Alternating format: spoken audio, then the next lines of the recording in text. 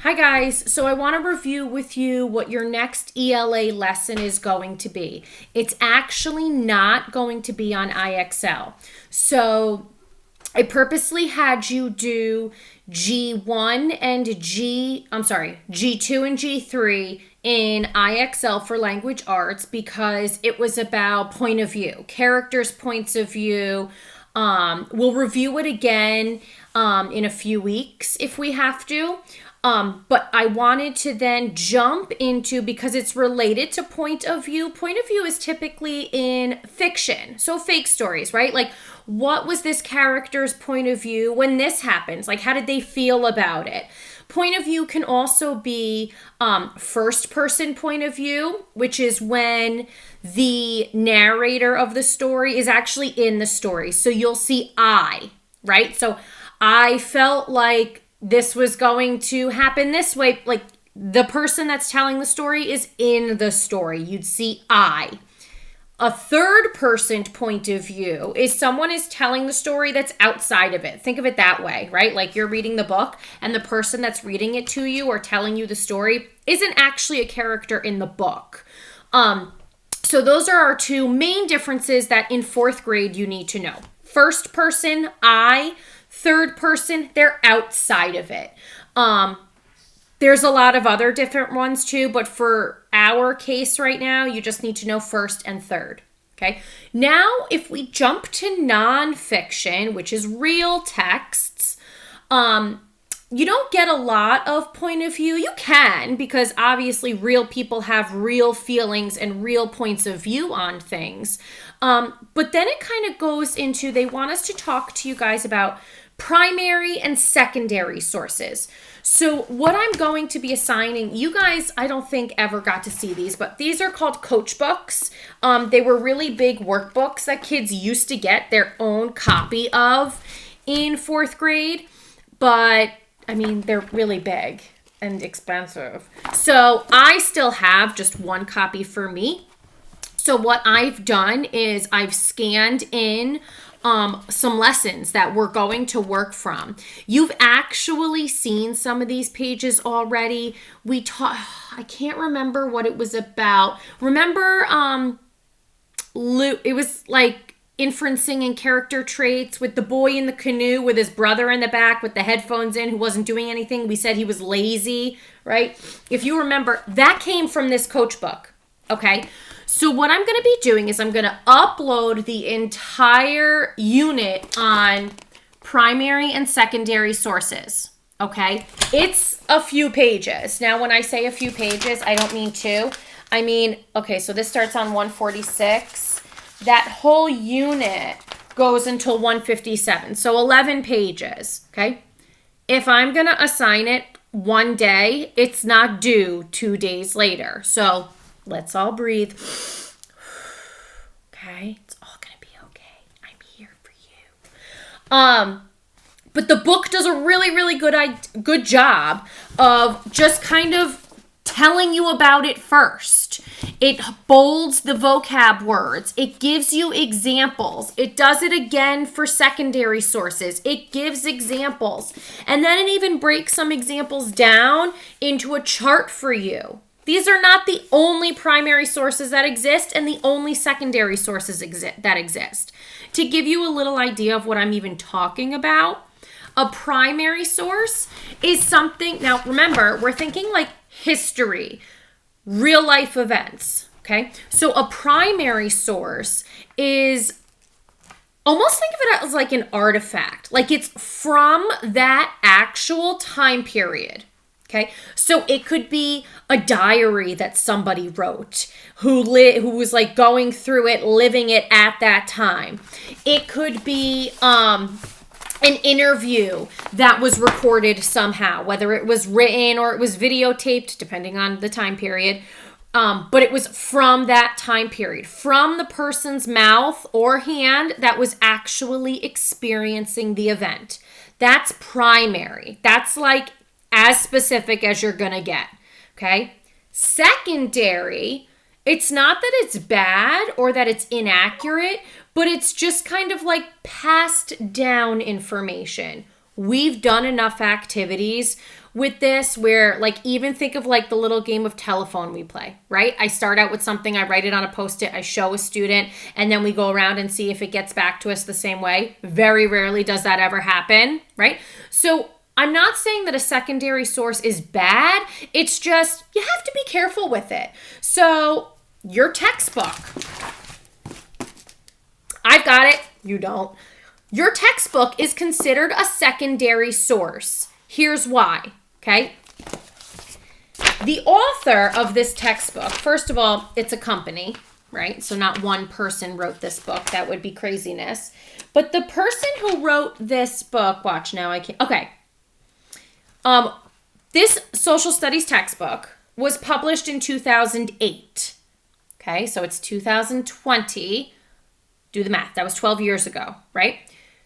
The stuff we've read about in this book is way more than 12 years ago, which means the authors of this book took information that has been passed down and translated it into a kid-friendly way of a textbook. Does it mean this information is wrong? No, but we didn't get to hear the exact words of, Thomas Jefferson when he was writing the Declaration of Independence. Unfortunately, we had to gather other sources from that time period, kind of piece them together so it makes sense, okay? The reason this is important is because when you're reading something that's nonfiction and you're given examples or charts or pictures that say this is a primary source or is this a primary source, you should be able to figure that out. Okay, so one quick review. Primary source, think of it firsthand account. The person was there, they wrote it down, it's from that time period, that event. Secondary source, it had to be kind of pieced together from multiple sources because the author of that, or whatever it is, wasn't alive at that time period or just wasn't there. So I'm just going to show you. You are going to get exactly this, but it's just going to be in a PDF format. So I'm going to just go through the pages so you can literally see what they're going to look like. And then I will post the timeline of what you should be doing each day. Okay, I'm going to give it to you all in one document. So when you click it and open it, all 12 pages are going to be there. Don't do all 12 at once. Okay, so I haven't figured it out yet, but I'll break it out for you little by little for what's going to be due on what day, and it's going to be much easier than the social studies stuff. So here is just kind of giving you an overview of primary and secondary sources. Okay. They always like to do this where it's a little think it through, where they give you a small example with a question for you to write out. If they're asking you for a written response, I really, really, really want you writing in complete sentences. Do it. Okay? Restate the question, provide your answer. You've got everything you need. Okay? And then they give you some more work. And as this lesson goes on, sorry, the pages are kind of stuck. As the lesson goes on, like all these questions relate to this text, okay? And then they're going to move on to a different text, still related to primary and secondary sources. Read the directions. Read the helpful hints. They're helpful, okay? Read it. And then, if I'm not mistaken, here's another text, which tells me these questions are going to be about both of those texts, okay? Again, it's all here for you. The next page is another set of 2 texts because they want you to be able to compare and contrast primary and secondary sources, okay? And then these are the last 2 pages. Everything is self-explanatory for you, okay? As we go each day and I put up in the activities tab the assignment that I want you completing that day, I may do a little lesson like this where maybe I'll read it to you and I'll go over the question and then you're going to be on your own to answer it, okay? So as far as answering questions, okay, I have learned, no, I have not learned my lesson. I'm just going to do this a little differently because it's not going to be as easy as just typing it in a particular spot for the answers. Like there's multiple choice. So circling it might be weird. I'm referring to our social studies Google slide that we do, which will still come. So what I'm asking you to do is when you are faced with questions that I want you to answer, okay, you are going be creative, okay? I'm not demanding one format from you in order to get me your responses. Here are some reasonable options, okay? Number one, you can literally take a piece of paper, okay? Take a piece of paper, put your name on it, and write down primary and secondary sources. Okay, page 148. This is the only one that, of course, doesn't have a number next to it. But if you put page 148 and that this is the thinking it through question, literally write down the answer. That's it. I have everything. I know what the question is. And side note, I should also be able to guess the question because you're going to restate the question so beautifully that I'll just be able to know, oh, obviously that's what the question said because Johnny wrote his answer so fabulously. Then, as you move on, most, if not all the other questions have numbers next to them. So you can then skip a line. Don't waste paper, okay? Write down primary, secondary sources. So I still remember, we're getting old here. Want to remember the concept we're doing. Page 150, number 1. Tell me which letter you're going to choose. A, B, C, or D. You don't have to write anything. Just tell me the letter. Same thing here.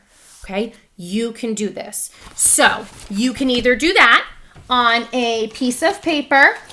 I was going to get the paper to show you, but you know what a piece of paper looks like. A piece of paper, write it down, take a picture of it, okay, and email it to me. That's one way, okay? Another way, you all should be really good at this. This is actually my preferred way, so if you want to try, okay, go into your Google Docs. You all know how to do this.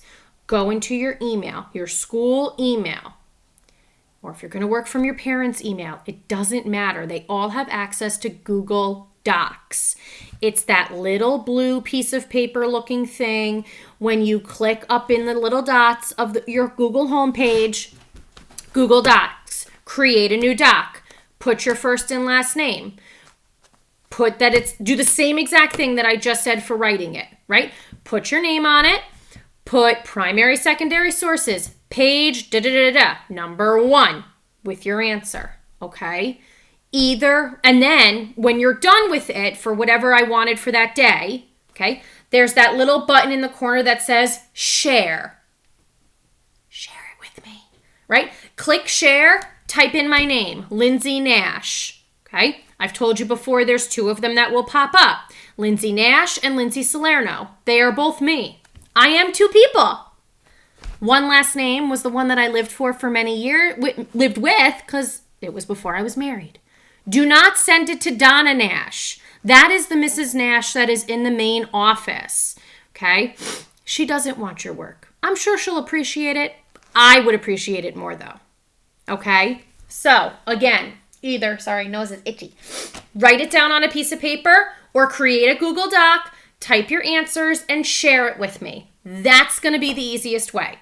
If you have access to a printer, you can print out the pages I'm going to send you. That would be super awesome because then you literally can write your answers on those papers and then take a picture of it and send it to me.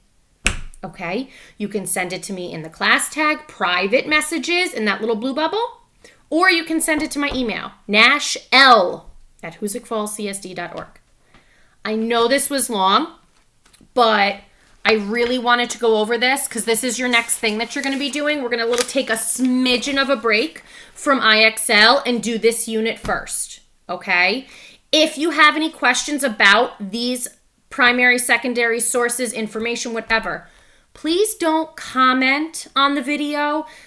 Sometimes that gets past me. If you send me a private message on ClassTag or an email, that's going to come to me much easier and quicker, and it pops right up on my phone. For some reason, the comments, some of them come through, not all of them do. So if you want an answer quickly within school hours, do it that way, okay? Message me right on ClassTag. Get friendly with the coach. It's coming at you.